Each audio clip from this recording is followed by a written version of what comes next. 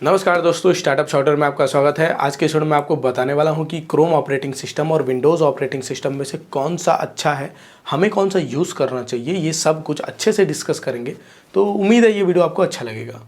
तो इतना तो आपको पता ही होगा कि विंडोज़ ऑपरेटिंग सिस्टम पिछले 20 साल के आसपास से एग्जिस्ट कर रहा है, यानी आया हुआ है मार्केट में और उसके बहुत सारे वर्जन आए हैं। विंडोज़ एक्सपी आया हुआ, विंडोज 7, विंडो 8, विंडो 10, विंडो 8.1 भी आया था आई थिंक। तो विंडोज़ के बहुत सारे वर्जन आए हुए हैं। विंडोज़ तब आया था जब हम कमांड लाइन इंटरफेस में यूज़ करते थे, यानी कि हमें कोई फोल्डर ओपन करना होता ना तो हम CMD ड्राइव में कीबोर्ड से राइट करते थे। तब माउस का यूज़ नहीं होता था, ग्राफिकल यूज़र इंटरफेस कंप्यूटर में नहीं होते थे। अब अभी क्या होता है, अभी हम माउस लेके जाते हैं, फोल्डर पे डबल क्लिक करते हैं, फोल्डर खुल जाता है। पर एक्चुअल में क्या होता है, जब हम फोल्डर पे डबल क्लिक करते हैं तो एक कोड CMD में पहले से ही सेट हुआ होता है, वो रन हो जाता है, जिसकी वजह से फोल्डर ओपन होता है।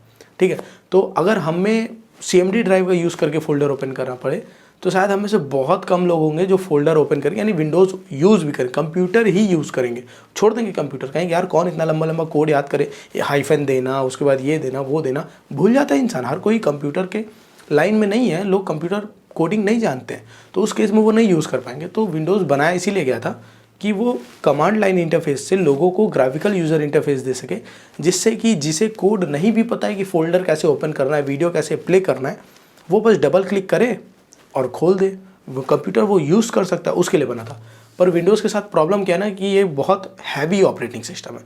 हैवी है क्योंकि ये अगर आप किसी कमज़ोर स्पेसिफिकेशन वाले कंप्यूटर में आप विंडोज़ इंस्टॉल कर दो, देखो आपका कंप्यूटर हैंग होने लगेगा, क्योंकि आपका कंप्यूटर ना पहले ऑपरेटिंग सिस्टम से कम्युनिकेट करता है, फिर ऑपरेटिंग सिस्टम के ऊपर जो सॉफ्टवेयर इंस्टॉल्ड है उनसे कम्युनिकेट करता है।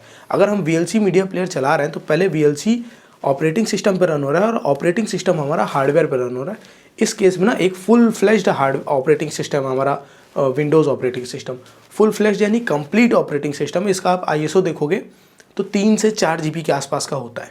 ठीक है, उस केस में हमारे हार्डवेयर की ऐसी की तैसी हो जाती है विंडोज़ रन करने में। अगर बहुत ही महंगा और अच्छी i5 या i3 का प्रोसेसर है तो बढ़िया चल जाएगा। डुअल कोर का कोई पुराना CPU है आपके पास, कोई पुराना प्रोसेसर है आपके पास, तो उस केस में आपका फ़ोन कंप्यूटर बहुत ज़्यादा हैंग करेगा।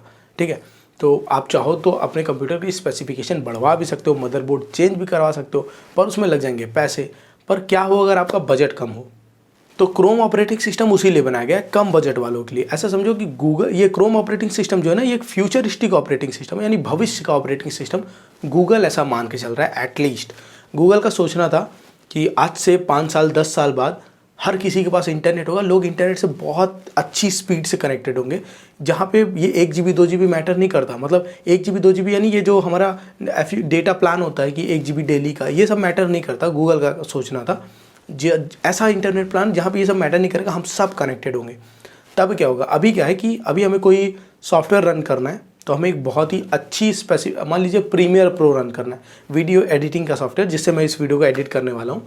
तो मान लीजिए अगर वो सॉफ्टवेयर रन करना है तो एक 8 GB रैम वाला लैपटॉप या कंप्यूटर चाहिए। पर गूगल का सोचना था कि अगर हम सारे प्रोसेसर को सर्वर पे डाल दें तो लैपटॉप की जगह हम बस एक काम चलाओ प्रोसेसर चाहिए होगा, एक ब्राउज़र चाहिए होगा जिससे हम सर्वर से कनेक्ट हो सकें, और जितने भी एग्जीक्यूशन करने हैं, टास्क परफॉर्म करने हैं, प्रोसेसिंग करनी है, वो हम एक सर्वर पे कर लेंगे। जैसे कि इससे क्या है ना, कॉस्ट इफेक्टिव हो जाता है, कॉस्ट बचता है, पैसे बचते हैं। अभी अगर मेरे पास i5 का प्रोसेसर है तो मोस्ट ऑफ द टाइम मेरा लैपटॉप बंद पड़ा रहता है। हो सकता है दिन में 1-2 घंटे मैं यूज़ करता हूँ, बाकी 22-23 घंटे वो बंद पड़ा रहता है। तो प्रोसेसर के पैसे तो मैंने दिए हैं ना, पर वो यूज़ दिन में सिर्फ 3-4 घंटे हो रहा है। गूगल क्या करता कि गूगल अपने सर्वर पे कुछ प्रोसेसर्स डाल देता, काफ़ी ढेर सारे, और उनको रेंट पे देता। रेंट पे यानी आप बस एक काम चलाओ प्रोसेसर, काम चलाओ हार्डवेयर ले लो, आप बैटरी अच्छी ले लो, आप स्क्रीन क्वालिटी अच्छी ले लो, कम पैसे में आपको लैपटॉप मिल जाएगा, आपके पास इंटरनेट तो रहेगा ही। आपको जो भी सॉफ्टवेयर रन करना है आप सर्वर पे रन करो सॉफ्टवेयर, और इंटरनेट इतनी तेज़ रहेगा कि पता ही नहीं चलेगा कि ये सॉफ्टवेयर सर्वर पे रन हो रहा है कि हमारे लैपटॉप में रन हो रहा है। गूगल का ये सोचना था। फिर क्या हुआ कि उतनी तेज़ी से इंटरनेट फैला नहीं जितनी आगे का गूगल ने सोचा था। ये ऑपरेटिंग सिस्टम 2013 के आसपास लॉन्च हो गया था और अभी तक इतने ज़्यादा इंटरनेट लोगों के पास आया नहीं है। अब स्टारलिंक आ रहा है, हो सकता है इसकी मदद से लोगों के पास इंटरनेट आ जाए। जियो की मदद से तो इंडिया में आ ही गया है, पर गूगल का तो गड़बड़ हो गया। अब गूगल ने सोचा क्या किया जाए, क्योंकि गूगल ने ऑपरेटिंग सिस्टम निकाला तो ऑपरेटिंग सिस्टम क्या था, वो बस एक ब्राउज़र था, क्रोम OS नाम देख रहे हो, क्रोम है इसमें।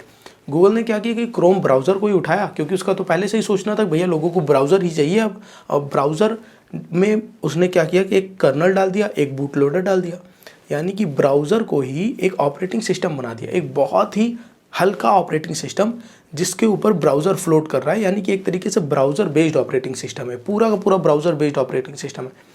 अब गूगल ने जब इसको बनाया तो ये पूरा का पूरा ऑनलाइन चलता था क्योंकि ब्राउज़र है, फिर बहुत तगड़े से पिट गया। फिर गूगल को समझ में आया नहीं नहीं इसमें कुछ ऑफलाइन चीज़ें भी डालनी पड़ेंगी, तो उसने कुछ कुछ ऑफलाइन फीचर्स उसमें डालने ऐड किए, जैसे ऐप्स किए, एक्सटेंशन किए। ऐप को तो बंद कर दिया पर एक्सटेंशन अभी भी है, जैसे हम क्रोम ब्राउज़र में एक्सटेंशन यूज़ करते हैं किसी चीज़ का, स्क्रीनशॉट लेने का एक्सटेंशन, वीडियो प्ले करने का एक्सटेंशन, या फिर सॉन्ग प्ले करने का एक्सटेंशन, तो वही चीज़ क्रोम ऑपरेटिंग सिस्टम में अब धीमे धीमे आ रही है। आप ओएस में ही एक्सटेंशन यूज़ कर सकते हो क्योंकि ब्राउज़र बेस्ड ऑपरेटिंग सिस्टम है, तो इसमें तो एक्सटेंशन यूज़ होगा ही। तो उम्मीद करता हूँ कि आपको दोनों के बीच का अंतर समझ में आ गया होगा। विंडोज़ एक फुल फ्लेज्ड ऑपरेटिंग सिस्टम है, फुल फ्लेज यानी पूरा एकदम भरतू ऑपरेटिंग सिस्टम है, हर चीज़ के लिए बना हुआ है। इस ऑपरेटिंग सिस्टम को लोग यूज़ करते हैं वीडियो एडिटिंग में, मूवी बनाने में, सॉफ्टवेयर बनाने में और एप्लीकेशन बनाने में, बहुत सारी चीज़ों में। लेकिन क्रोम ओएस का यूज़ बेसिकली इसका जो कॉन्सेप्ट था, आइडिया था, वो यही था कि सब कुछ सर्वर पे होगा, हम बस ब्राउज़र से सर्वर पे कनेक्ट होएंगे और सारे टास्क वहाँ पे परफॉर्म करेंगे। तो एक फुल फ्लेज्ड ऑपरेटिंग सिस्टम है, एक फुल फ्लेज्ड नहीं है, एक बस काम चलाओ हल्का पतला ऑपरेटिंग सिस्टम है। अब हल्का और पतला होने की वजह से इस फ़ायदे क्या हुए कि आप जैसे विंडोज़ में क्या है कि अगर आपका i3 का प्रोसेसर है तो विंडोज़ थोड़ा सा स्लो लोड होगा। i5 और SSD की मेमोरी है, SSD और HDD मेमोरी भी होती है, इस पर मैं कभी कोई वीडियो बना दूंगा।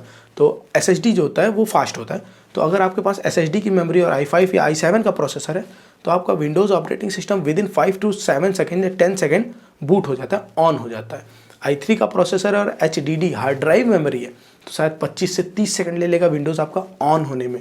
तो ये भारी सॉफ्टवेयर है, टाइम लेता है, हार्डवेयर पावर ज़्यादा कंज्यूम करता है। Chrome OS, Chrome operating system एक बहुत ही हल्का ऑपरेटिंग सिस्टम है।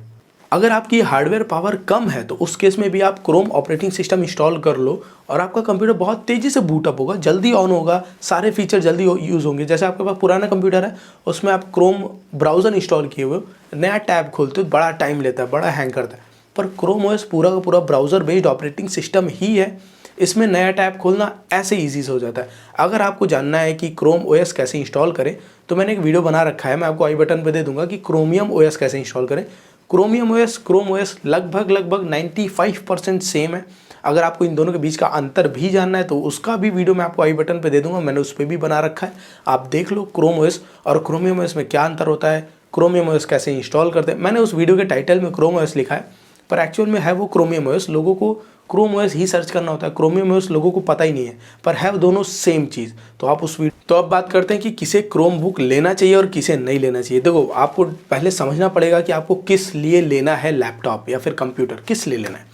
अगर आप बस वीडियो लेक्चर देखना चाहते हो, पढ़ाई वढ़ाई जैसा आपका ऑनलाइन लेक्चर चल रहा है वो सब पढ़ना चाहते हो, मूवी वूवी देखना चाहते हो, छोटे मोटे काम करना चाहते हो, टाइपिंग वाइपिंग चेक करना चाहते हो, उस केस में क्रोम ओएस आपके लिए बढ़िया है। क्रोम बुक यानी कि आपके लिए बढ़िया है क्योंकि आपको सस्ते में मिल जाएगा। ये एक एंट्री लेवल कंप्यूटर में आते हैं। एंट्री क्रोम बुक आप देखोगे तो 30 से 35 हज़ार से मतलब आ जाते हैं, इससे महंगे तो नहीं आते, कुछ आते हैं उसमें मैं भी बताता हूँ, पर 30 से 35 ही मैक्सिमम आते हैं क्रोम बुक, क्योंकि उस प्राइस में कम हार्डवेयर मिलते हैं। जितना कम पैसा दोगे उतना कम पावर का हार्डवेयर मिलेगा, और कम पावर के हार्डवेयर में लोगों को ज़्यादा से ज़्यादा अच्छी परफॉर्मेंस चाहिए होती, उस केस में क्रोम बुक चलता है। क्योंकि भाई आपने पैसे कम दिए, आपको काम भी ज़्यादा अच्छा चाहिए, तो वो तो क्रोम बुक ही दे पाएगा, वही देता है। पर क्रोम बुक के साथ कुछ प्रॉब्लम भी है, जैसे अगर आप वीडियो एडिटिंग करना चाहते हो, गेमिंग करना चाहते हो, तो इन सब में क्रोम बुक आपका बैठ जाएगा मतलब नहीं चला पाएगा भाई, उसके बस की नहीं है।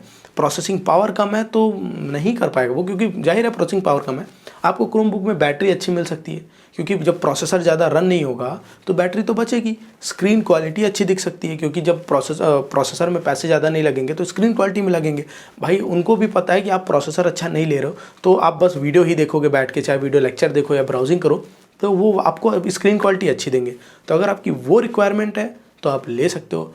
मेरे केस में अभी मुझे लैपटॉप का क्रोम बुक से तो ज़्यादा का ही काम होता है, पर अभी मैं आगे और भी ज़्यादा अच्छे से लैपटॉप पे इंटेंसिव वर्क करने वाला हूँ, तो उस केस में मैं i5 का प्रोसेसर लेके बैठा हूँ और मैंने क्रोम बुक नहीं लिया। मैं विंडोज़ चला रहा हूँ क्योंकि मुझे वीडियो एडिटिंग भी करनी है, हो सकता है मैं गेमिंग भी करूँ, हो सकता है मैं सॉफ्टवेयर डेवलपमेंट भी करूँ, तो बहुत सारी चीज़ें मैं कर सकता हूँ, इसलिए मैंने क्रोम बुक नहीं लिया।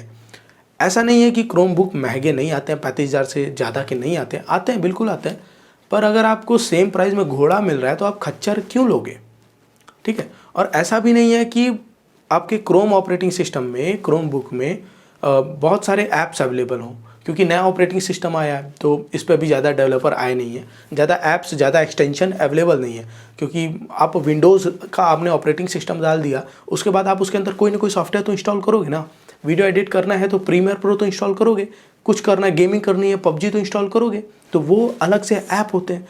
क्रोम बुक में अभी ऐसे बहुत सारे ऐप अवेलेबल नहीं हैं, बहुत ही कम ऐप अवेलेबल हैं, तो आपको वहाँ पे परेशान होना पड़ सकता है। गूगल ने इस चीज़ को देखा कि भैया डेवलपर कम होने की वजह से, ऐप कम होने की वजह से लोग हमारे प्लेटफॉर्म पे आ नहीं रहे, तो उन्होंने क्या किया कि कुछ ऐसे ऑप्शन डाल दिए कि अब आप एंड्रॉयड के ऐप्स भी क्रोम बुक में चला सकते हो, और लाइनक्स के भी कुछ सॉफ्टवेयर चला सकते हो, विंडोज़ के कुछ सॉफ्टवेयर चला सकते हो, पर वो मज़ा आपको नहीं देगा जो विंडोज़ देता है। अगर आप सही थोड़ा और पैसे खर्च कर सकते हो, आपका बजट 40 से 50 जा रहा है, तो क्रोम बुक मत लो, अभी तो मत लो, अभी कोई मतलब नहीं है।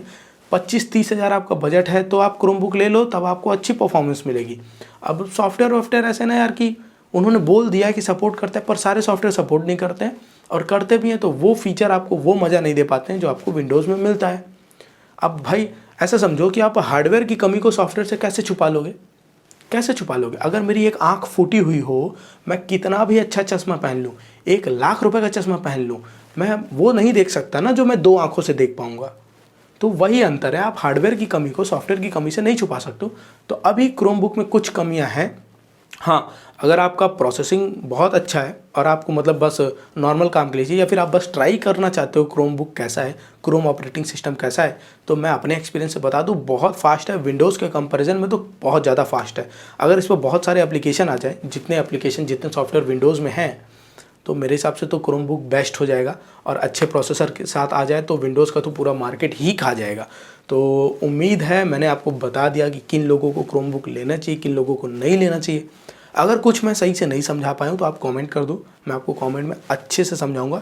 फिर भी नहीं हो पाया तो एक अलग वीडियो बनाऊंगा, उस पर एकदम बढ़िया समझाऊंगा। कोशिश की मैंने इसी पे बढ़िया बस समझाने की, पर अगर इसमें नहीं आया तो और अच्छे से मैं समझा दूंगा, कोई दिक्कत नहीं है। वीडियो अच्छा लगा तो वीडियो को लाइक कर देना, चैनल को नीचे से कूद काट के सब्सक्राइब कर देना, एकदम कूद जाना लाल बटन पे, तोड़ दो फ़ोन की स्क्रीन, तोड़ दो लैपटॉप की स्क्रीन, तोड़ दो, जो भी हो आपके पास, कूद जाओ। अच्छा, और मिलते हैं अगले वीडियो में, ठीक है।